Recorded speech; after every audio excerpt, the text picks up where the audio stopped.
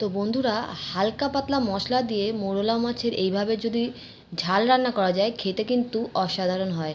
তো বাজার থেকে বন্ধুরা আমি 200 গ্রাম মোরলা মাছ কিনে এনে সেটাকে কেটে ধুয়ে পরিষ্কার করে নুন হলুদ মাখিয়ে হালকা করে ভেজে আমি তুলে নেব। আর এটা রান্না করব ঢ্যাঁড়স আলু আর বেগুন দিয়ে। তার জন্য আমি টুকরো টুকরো করে কেটে নিয়েছি। মাছগুলো তুলে নেওয়ার পর অল্প আরেকটু সর্ষের তেল দিয়ে কালো জিরে বেশি করে শুকনো লঙ্কা ফোড়নে দিয়ে দিলাম এখানে অনেকটা রসুন কুচি, আর দিয়ে দিলাম পেঁয়াজ কুচানো, দিয়ে ভালো করে একটু হালকা করে ভেজে নিতে হবে। তারপরে বেশি করে দিয়ে দিলাম 6-7টা মতন চেরা কাঁচা লঙ্কা, দিয়ে একটু নেড়ে চেড়ে নিয়ে তারপর সবজিগুলোকে দিয়ে সুন্দরভাবে কষাতে হবে।